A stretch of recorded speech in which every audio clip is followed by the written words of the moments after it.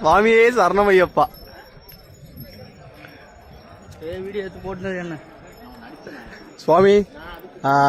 இப்போ கரெக்டாக டைம் வந்து 2:39 காலையில் வந்து எத்தனை மணிக்குன்னா 9:10 வந்து ஏற ஸ்டார்ட் பண்ணோம் புல்மேட்டு பாதையில்.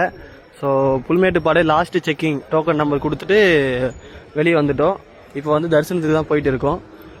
புல்மேட்டு பாதை மொத்தமாக எப்படி இருந்துச்சு அப்படின்னா, எனக்கு பர்சனலாக லாஸ்ட்டு ஒரு மணி நேரத்துலேருந்து 1.5 மணி நேரம் வரைக்கும் கொஞ்சம் கஷ்டமாக இருந்துச்சு. பெரிய பாதை போனவங்க எல்லாருமே உங்களுக்கு வந்து அது எதுவும் தெரியாது.